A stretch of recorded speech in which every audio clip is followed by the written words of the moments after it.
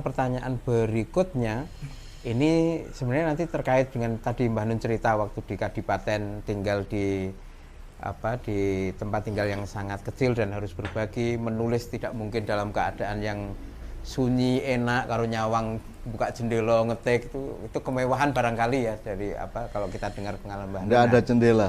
Nggak ada jendela. Yang ada itu papan-papan yang dijajar kayak toko kan.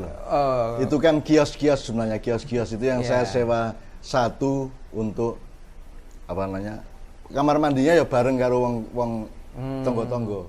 Jadi ada satu peta gitu. Ada satu peta yang tidak untuk kios tapi untuk sumur dan kamar mandi.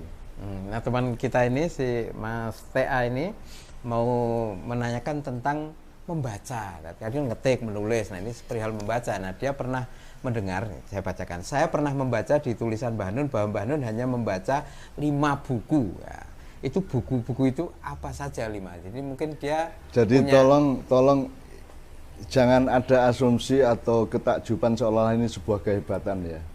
Sebenarnya membaca itu kan tergantung beberapa hal sekaligus, tergantung bukunya, tergantung membacanya, tergantung cara membacanya, tergantung kehendak Allah di dalam jarak antara buku dengan orangnya kan gitu. Jadi ada orang baca buku 10 mendapatkan sesuatu yang lebih kecil atau lebih rendah dibanding yang hanya baca buku 1 bisa juga. Terserah Allah dan terserah kita mencari yang terbaik dalam soal membaca. Karena kalau Allah kan bilang Iqra itu kan rumus dasar kehidupan. Iqra, bacalah. Nah ternyata bacalah yang dimaksud adalah membaca alam semesta, membaca kehidupan manusia, membaca apa saja, membaca pemerintah, membaca presiden, membaca DPR, membaca keadaan sosial politik, membaca keadaan buruh, membaca apa saja. Jadi kalau yang disebut membaca 5 tadi itu kan awal-awal ketika saya mencoba menyentuh informasi. Jadi informasi yang sebenarnya adalah yang terjadi di sekitar saya. Sampai saya menulis Indonesia bagian dari desa saya itu karena ada yang orisinal desa saya, ada yang unsur-unsur dari Indonesia yang masuk ke desa saya. Gitu ya. Misalnya kalau dulu ada Pak Kebayan, Pak Bayan atau Kami Tuwo kan sekarang nggak ada. Berarti ini unsur Indonesia masuk. Jadi Indonesia itu bagian yang merusak desa saya. Kalau dulu kan ono Pak Bayan, ono Kami Tuwo, ono Kepetengan. Saya dulu Kepetengan itu kan kepala keamanan, semacam kepala keamanan yang mengurusi desa ketika gelap itu. Terus ada macam-macam dulu. Itu semua kan hilang karena Indonesia masuk. Jadi Indonesia ini adalah bagian yang memang merusak desa saya sampai hari ini, gitu ya misalnya. Nah, membaca, nah itu semua kan saya baca. Nah sekarang membaca yang dia maksud adalah buku, ada teks, ada kata-kata, ada cetakannya, ada urut-urutannya dan seterusnya. Nah, ketika saya awal-awal mencoba bersentuhan dengan informasi tentang kehidupan, tentang dunia, tentang Indonesia, yang saya baca pertama adalah komik yang saya beli di Pasar Sumombito. Jadi Sumombito itu kira-kira jaraknya 3,5 km dari desa saya. Kalau hari Minggu saya ke pasar itu, terus tujuan saya sebenarnya adalah nginjen atau membuntuti seorang pemuda, seorang bapak dari desa saya yang pekerjaannya ngutil. Ngutil itu dia masuk pasar bawa sarung, terus dia ngambilin apa yang dia bisa terus dikumpulin di sarungnya.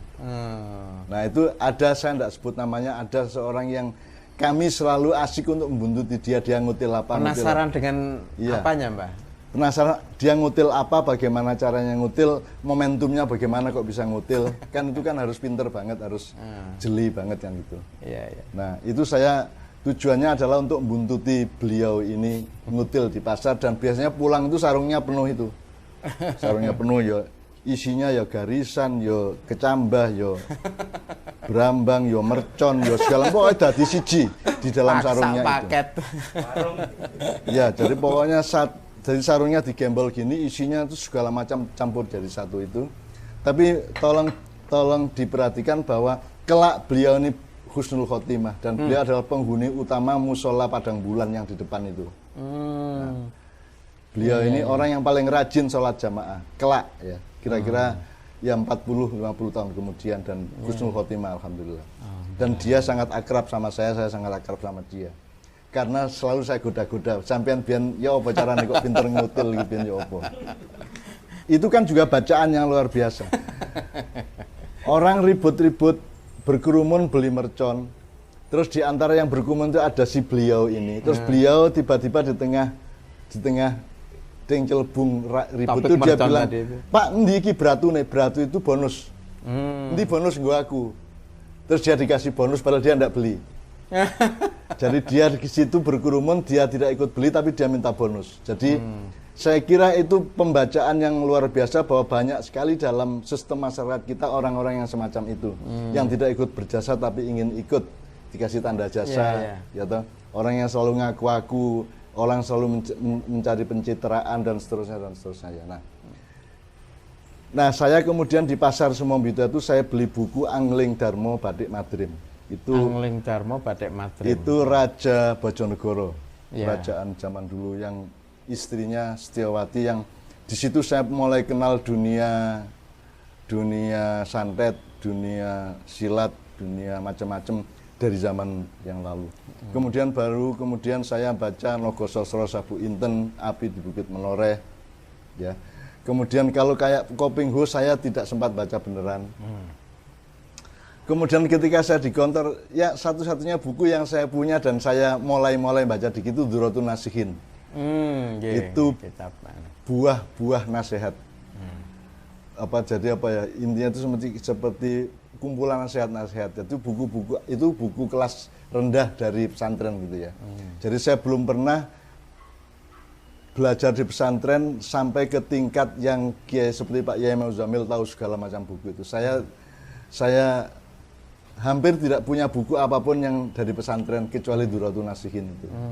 Karena saya ini gini, Hel. Saya baca satu kalimat itu muncul banyak kalimat di otak saya, di hati saya. Jadi kalau saya baca satu alinea, saya di sininya muncul satu halaman. Kalau saya baca satu halaman, di sini muncul satu buku. Jadi saya tidak pernah merasa jenak untuk membaca buku karena di sini langsung muncul macam-macam. Maka saya sekarang alhamdulillah sama Allah diberi peran untuk menulis sepanjang apapun saja saya tulis. Itu karena bagaimana baca buku, saya dapat baca satu kalimat di sini muncul 10 kalimat kan gitu. Membaca itu tergantung Anda subjeknya dari membaca itu ataukah Anda objek dari yang Anda baca. Dari yang dibaca.